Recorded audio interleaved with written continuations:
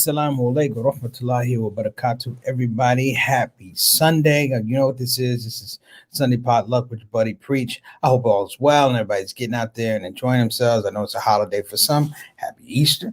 For some, it's a regular Sunday, and you're gonna get out and do what you need to do on Sunday. Why? Because Monday is right around the corner. So listen, interesting topic today. I'm gonna be talking about a spotlight on a perspective on Easter today. But before we get into that, I want to give some shout outs, some get well shout outs to our dear friend. We want to give a shout out to Sister Eleanor, who had a fall. We hope that Sister Eleanor is feeling better, feeling fine, getting strong, and recovering. We love you, Miss Eleanor, and we will make sure that you get love and prayers and du'as sent your way for speedy recovery. We appreciate you. Get well soon. Want to give a shout out also to Sister Ree, who's on rebound, trying to get herself together. We hope that your health and your recovery comes just as quickly as Miss Eleanor's, and we hope to see you doing things, being great, and being successful outside of this show. Okay, peace and blessings to your family, Jawan, Derek, and everybody. So, brothers and sisters, before I get into this, I want to say something before I get into this program. This is not a religious show. I looked at the issue of this topic, the perspective on Easter, and it comes really from two perspectives. It's probably more from a Christian perspective than it is from a Muslim perspective. I would like to say that before I was Muslim, I was Christian, and I did partake of Easter. It was a different type of thing. We celebrated it with a big meal. We didn't have Easter egg hunts, but we did have dyed eggs and things like that. And we went to church, and everybody put on their Sunday best. So, and it was a recognized day in the community. I want to say that it was a very recognized day in the community, and it's still held as a very sacred day in the Black church. What we want to do today is I kind of want to look at the historical implications of it and how it was framed, if you will. But also, I have questions, because the truth is there in terms of Easter. Let me say that again. The truth is there in terms of Easter. And it's a really, really interesting phenomena how we put things together. We launch or we load symbolisms on different things. Now, between the Christian religion and the Muslim religion, and I won't say Jewish religion, but the Christian religion and the Muslim religion, we all agree on the idea that there was a deity of Jesus. Now, the quotient or the position of Jesus, we may disagree, Son of God, prophet, he still has importance. What is interesting is that when we go through this thing, I think there's something I'm really, really digging into here, which is, what are the motives around people that attach things to religion or spirituality that really don't have anything to do with religion or spirituality? And I don't want to say it's a pagan thing or anything like that, because it has deep running implications. You have to believe that somewhere along the line, people believe these things. So I don't want to go into the whole space. This is not a debate. I'm just sharing information. Every once in a while, you have to do a little homework. This is some homework I didn't do this week. This is homework I did years ago when looking at Easter. And I made an assessment about Easter. I looked at the fact that my family members who are Christian found a lot more proximity with God, a lot more understanding and appreciation for family. So, Easter still has been, it's been a deal. And, it's been something that's steady. Okay. That said, let me get to my main thing. I want to give a shout out to all the people that are coming on the shout out show for the first time. We appreciate you. Yes, we do. We appreciate you. But let me give you some simple rules. Don't be a wallflower. If you have something to say, get in the comment section and express yourself. While I am Preacher Moss, the host of the SOS, the shout out show, I'm just merely the conductor. The people who play the music are people like yourself and the people who are actually in the comments section. This is going to be an interesting topic, and I hope that you feel comfortable enough to jump in the comment section and join and contribute. If you don't want to do that, hey, do us a favor, click that subscribe button, click that notification button, click the like button if you will. But if you don't, please allow me to say thank you for dropping by, and we hope to see you again. Now, let me give a shout out to the stars in the building. We have some stars in the building today. We want to give a shout out to Sister Ree. Ree, we hope that you're doing better. Hope you got our shout outs at the top of the show. You and Sister Eleanor want to make sure that y'all are all right. And it's Easter. I know you cooking something up over there. So I hope you're getting some good food over there. And I hope Juwan and Derek are taking care of you. And I hope to talk to you soon. Okay. Yeah, we got Altaf Rashid, my ambassador from Toronto, the ambassador from Canada, makes it here every day, brothers and sisters, like clockwork. Ambassador Rashid, thank you for coming to the show. We appreciate your presence. Let me give you a hearty wa alaikum assalam rahmatullahi wa barakatuh. We appreciate you coming on the show, and we hope that you may enjoy this topic. You expected to see the green and yellow suit today. Boy, you got memory. Let me tell you something. If you saw me in that green and yellow suit today, I don't think that thing will fit on my arm. That suit was back when I was 10.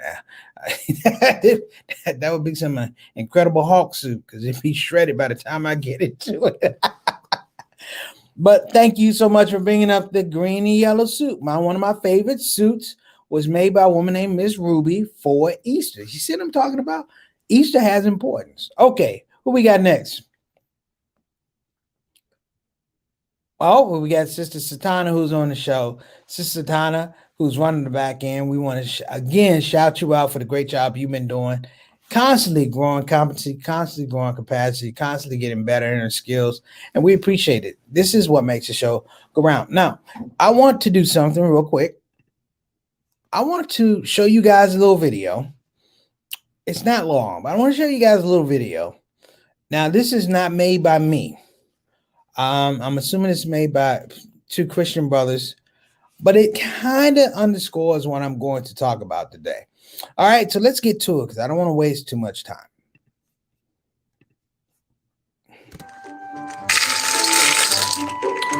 Hey, thanks for helping me get this ready. My kids love Easter. Who doesn't love Easter, am I right? Yeah, that's true. But if you think about it, leading up to that first Easter, Jesus had it pretty rough. Wow, never really thought of that. I wonder whatever happened to that guy. Well, you know, he died on the cross. You sure about that? Yeah. No, that's a different guy. I'm thinking of the Jesus that, what's his last name? No. It's the same guy. Really? Yeah. Wow. I just never connected the two together before. Jesus on a cross. I wonder whatever happened to that guy. He came back to life. 3 days later? What? Yeah. Wait, we're still talking about Tomb Jesus. Yeah. That's the same guy? Yeah, he died on the cross for our sins. No, that's a different Jesus. No. Same one. Died on the cross, was buried in the tomb, came back to life. And now he sits at the right hand of God. Wait, cross Jesus is the same as the right hand of God Jesus? Yeah. Not separate Jesuses? There's no separate Jesuses.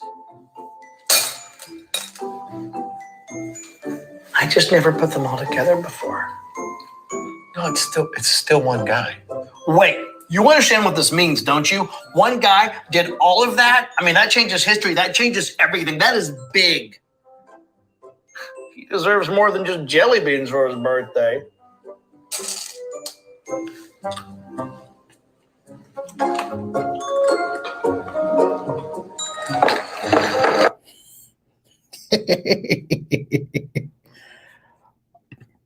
So I really like that sketch because it kind of he deserves more for his birthday. This is a funny sketch. So listen, let's talk about Easter. Easter, brothers and sisters, is not a new concept.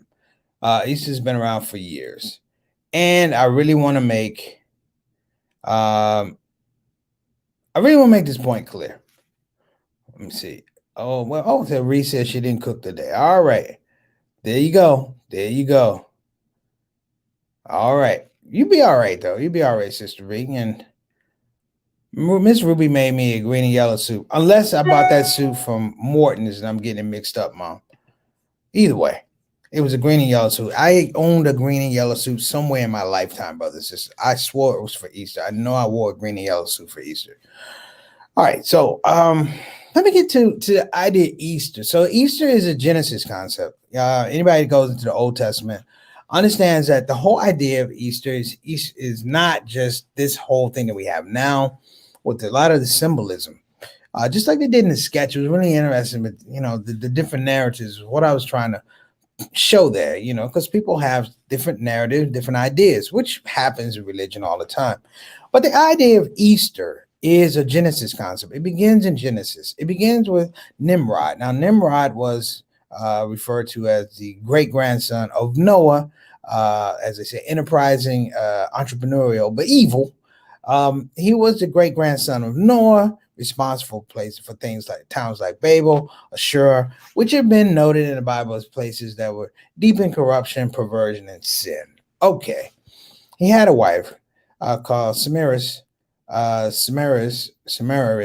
if you will, and they were queen Nimrod, and they were queen. Nimrod dies. She has an illegitimate son named Tamar.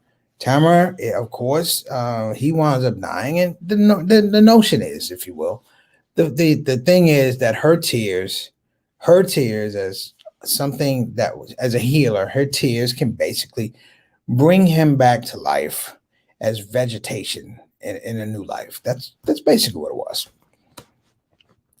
But that narrative carries over and over. The idea of resurrection carries over and over and over and over and over and over and over and over and over. Now, I can't be aware, nor will I try to assume what is the larger ideas, if you will, of religion, particularly in the medieval times.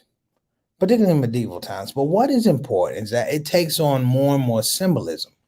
The idea of the Easter bunny, if you will, in juxtaposition to Jesus. The idea of the Easter bunny is, again, what does the Easter bunny represent? New life, fertility. That's what it's been for a lot of years. This is no secret. The idea of Easter eggs. What is that? That's something that comes mid 1400s, early 1500s. The idea that there's an Easter bunny that lays colored eggs, or in German, it was a German folklore. The Easter bunny, or the Osterhaus, if you will, the Osterhaus would lay these eggs. And ironically, of course, around the time of the end of the Civil War, you had a large migration of Dutch Germans who came to the United States, and that was their custom. My question is, how do they mesh all of a sudden? Now, I know in that period after the Civil War, you had absolute chaos. The Civil War is almost representative of what you see now of the last election, the 2020 election, where you have people that are so diametrically opposed, if you will. The North and South were diametrically opposed, but it was even worse because each group thought that they were fighting on the side of the Lord, that they represented God, wanted their will to be implemented or enforced, if you will. And what happened, of course, the South lost. So what you have like mass apostasy.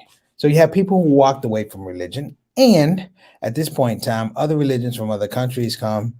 You have Islam, you have Buddhism, you have all these religions that come to the United States because there's a place now. Because essentially after the Civil War, people just stopped believing in God. They just stopped believing in God en masse. A lot of people stopped. And then again, you had search for religion and meaning, and people found it in other religions. My thing that I say over that is like, well, if we have these things, how are we still dealing with issues of Easter eggs, Easter bunnies, jelly beans? Jelly beans are meant to represent what? Little eggs. And it's been several iterations about the idea of Easter eggs, fertility, and things like that. But then you do have the narrative of Jesus dying on the cross, which, people will, of course, take me to bat for. They'll look at the issues of, Constantinople and things like that and say, wait a minute, but not to smash on that. What I think is interesting is that how people have been able to parse things out of everything I just told you,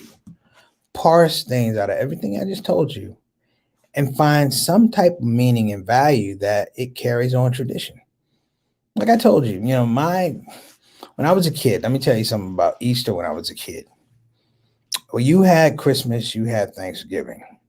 But Easter was quite the different thing because you had the massive amount of food, just like you would have at Thanksgiving, you would have at Christmas, you have a 4th of July, you have Memorial Day sometimes.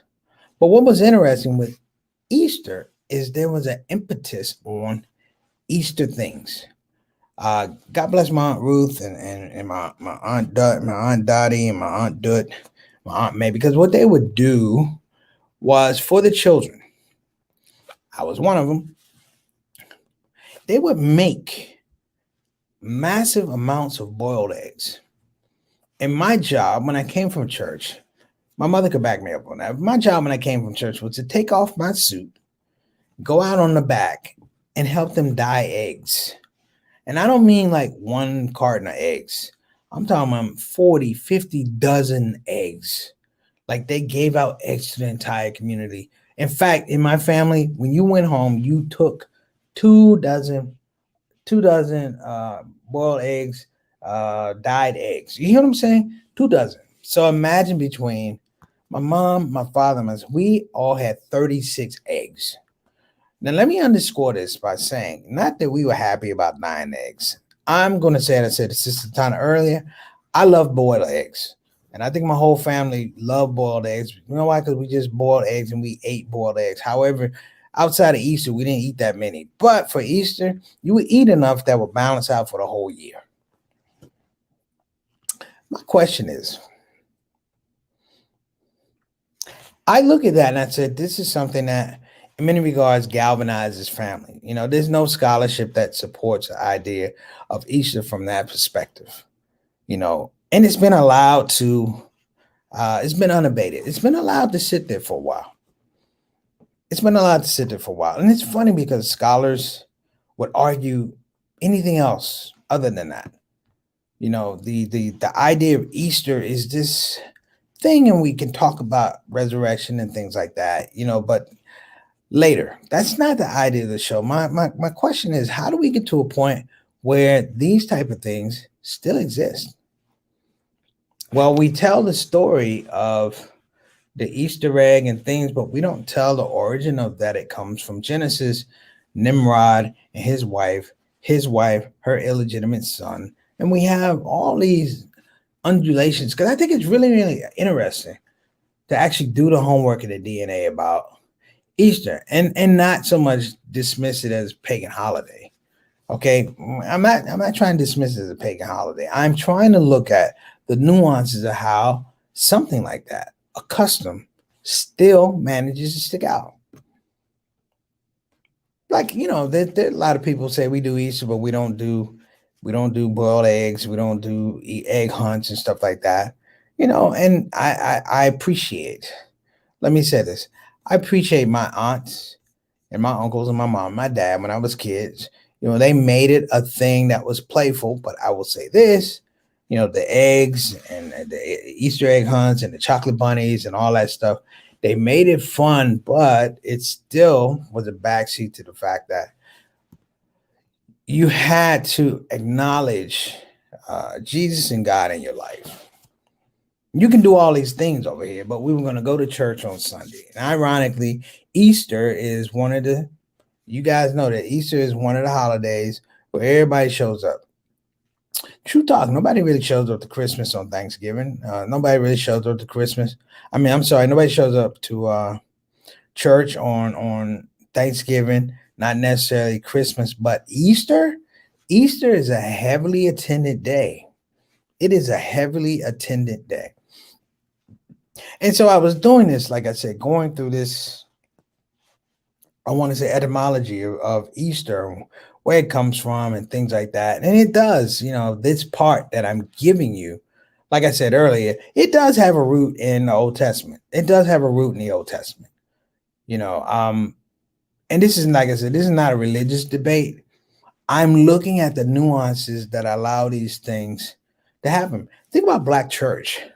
Think about the Black church post Civil War. and really probably during the Civil War, this idea of, I want to say, fertility, life. I'm thinking that maybe back during the civil rights, not civil rights, but shortly after the Civil War and Emancipation Proclamation, that this thing did have a lot of connection, if you will. You know what I'm saying? A lot of things, a lot of connection, if you will. Look at my mom putting out all my business. First, let me welcome my brother to the show. Wa alaikum assalam wa rahmatullahi wa barakatuh. Jay, how are you doing, beloved? Happy holidays to you and the family. Hope all is well. Thank you so much for coming on the show. We're having this conversation about Easter, but it's a different perspective. I'm looking at the way things move around. Yes, my Aunt Ruth, when I was a child, thank you, Mom, gave me a live bunny rabbit. I thought his name was Peter. Mom said Mickey. I thought it's Peter Rabbit. Mom says it's Mickey. It's Mickey. All right, cool. And that's how deep it went. To the point I got a live rabbit as a part of Easter, brothers and sisters. So I'm sharing some information with you to let you know I wasn't a kid going, this is not what Easter is about. No, I bought in wholeheartedly. And I think one of the reasons I bought in wholeheartedly is the fact that Easter did have a galvanizing thing for my family. You may not see family members for a long time, but that Easter thing was a well-attended family gathering. Unfortunately, with the passing of my cousin last month, we're probably looking at the first time in my life that there's not going to be an Easter dinner. And I am 54. So imagine 54 years of having Easter dinner. And it has to do a lot with there not as many of us on the mosque side to celebrate. So the impetus isn't there. Plus, like I said, the loss of my cousin doesn't help. But I just wanted to look at for 54 years, that tradition has been held up. And I would say they still boiled eggs. Even though everybody was grown, they still boiled eggs. And people go, you know what, preach, you and your family need to grow up. Hey, pump your brakes. It's not about boiling eggs, it's about tradition. Because no one will make the connection of eggs and boiled eggs and Easter hunts actually with the idea of Prophet Isa. They wouldn't do it. Jesus, they wouldn't do it. People are smart enough for that. I think they keep the whole idea of the eggs and stuff like that for the kids, but you will find out that sometimes people do hold on to it as adults. And again, this is not to call out anybody. This is just information. I can tell you that when let's say when I became Muslim, my first Easter, well, it wasn't challenged. It wasn't a challenging Easter. It was just the fact that I had to look at it a different way. So you say, which way are you going to look at it? I looked at it to the point where I didn't, hey, don't have Easter. My family's going to have Easter with or without me. It's not like they can come to me and go, hey, don't have Ramadan. Of course. But it was a certain level of respectability. And with my grandmother, it was the idea that these things were okay, but it was important for everybody to get to church. Or my mom, everybody need to get to church. I can tell you countless times I went with my mom to church for Easter. I've gone with my mom to church even after I've converted to Islam because you recognize the sanctity and the importance of the church. And maybe just maybe, this whole idea of bunny rabbits and jelly beans and chocolate bunnies and stuff like that. Maybe before we poo-poo it or we pour soil on it or we shade it, maybe it's the thing that allowed people just a little bit of levity to keep moving every day.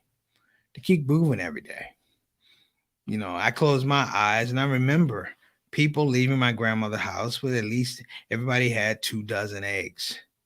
And we would make a fuss over everybody having 2 dozen eggs. There was a count. Did you get your 2 cartons of eggs? Did you get your 2 cartons? Did you get your 2 cartons of eggs? And everybody did. But along with that 2 cartons of eggs was the fact that, there was a lot of laughter, There was a love. There was a hearty meal. There's a prayer before that meal. And it was a sense of family. It was a sense of family. Years ago when I started doing this, I was like, oh, Easter's a pagan holiday. And then you get Christian's a pagan holiday. And I'm like, it could be a lot of things. But I'm going to show you about the miracle of God, which is a lot of times those things that we want to poo-poo so quick. When you peel them out, people can find good in things. And that's the miracle of an Easter. That's the miracle of a Christmas. And that's a miracle of a Thanksgiving. That's a miracle of a Ramadan. That people in their actions and commitments and attachments to things and ideas, when they love who they are and they love who they're around, they can make good out of what may seem the most ridiculous ideas. Even if it's chocolate bunnies, or even if it's Santa Claus, things like that. And I've learned over the years to respect those things. Like I said, this was not going to be religious talk. I told you where Easter came from. It's in the Bible. It's in the Old Testament. Look up Genesis. Look up Nimrod. Look up Babel and Ashur and those towns. Nimrod was not a good dude. He was evil. Everything he touched was evil. His wife was evil. He died. She wound up having an illegitimate child and convinced everybody that the child was conceived miraculously without a man. Sound familiar? Okay. Sound familiar? Okay. So what I will close on, if I'm going to close on anything, is the fact that, I'm very, very thankful for these things, but I do get a little worried, because sometimes, these things are harmful. That people make up things about religion that are not there. And I'm also hard on the fact that people will take the purity of religion, the purity of the Quran, the purity of the Bible, the purity of the Torah, and twist it and pervert it for their own selfish purposes, their own selfish needs and intents, and push that on people. Because, I've talked about Easter bunnies and chocolate eggs and jelly beans, but that's the light of it. There are people who've gone to war over the exact same things I'm talking about. Tradition twisted, if you will. Tradition misrepresented, if you will. Holy wars and things like that. I've always said, it can't be a holy war if you kill the innocent. And it can't be a war that's pleasing to God in any way, shape, or form if you kill children. So, brothers and sisters, I hope that if you celebrate Easter, listen, this is not a bash Easter show. This is a talk about maintaining integrity in our faith and our family and things like that, and not letting people appropriate the sacred things, sacred texts, sacred holidays, and things like that. Holidays comes from holy days. That's what I remember. Holidays comes from holy days. And there's an aspect about holy days that we also want to look at too. The sacraments and things like that are important. Okay. Like I said, I was not always Muslim, but I was always a student of religion. Remember that. So before we get out of here, let me shout out my sponsor. Everybody, we want to proudly thank our sponsor, BeFinanciallyIndependent.com. Again, that's BeFinanciallyIndependent.com. One more time, BeFinanciallyIndependent.com. Go to the website. Check out some of that information. Liberate your mind and possibly liberate your finances. The financial advisor on the other side of that, when you call the number 1-800-679-3175, again, that's 1-800-679-3175, is none other than Attorney Esquire Maxine K., better known as the Harriet Tubman of Financial Freedom, trying to get you out of the debt of slavery, brothers and sisters. Talk to her and find out what your options are, what your opportunities are. Listen, you don't need $1 million. When people make $1 million, guess what? They didn't start out with $1 million. In many cases, they started out with good decisions and good choices. The information is free. Go there and find out. Okay, there you go for that. And again, shout out to Miss Eleanor on Easter. Shout out to Ree on Easter. Shout out to the Thomas family on Easter. Shout out to Althoff and his family I know you're not doing Easter, but it's okay. Satana, I know some of members of your family possibly are doing Easter. We're going to shout them out too. And just shout out to the fact that in all this craziness, if Easter bunnies and jelly beans and chocolate bunnies and Easter eggs can somehow pull people a little bit close or refine or focus their relationship with God, you know what? Go and have that jelly bean. All right, everybody. I'm Preacher Moss. This is the Shout Out Show. See you tomorrow, inshallah. Assalamu alaikum wa rahmatullahi wa barakatuh. Preacher Moss. Shout out. Hey, everybody, this is your brother, Preacher Moss. Listen, I hope that you enjoyed your Shout Out Show experience. We'll be back with the next show, the next Shout Out Show. A simple ask before you go, please help your brother out. Click that subscribe button, click that notify button, and I'll see you again on this side of the microphone. You probably wonder what that smell is. That's me. I smell good. And the reason I smell good is because I use oils from Tarif Tar. So I'm not saying you can't smell good. I'm not even saying you stink. I'm saying you have the opportunity to smell exquisite. Check out tarifatar.com for some of the best oils and scents in town.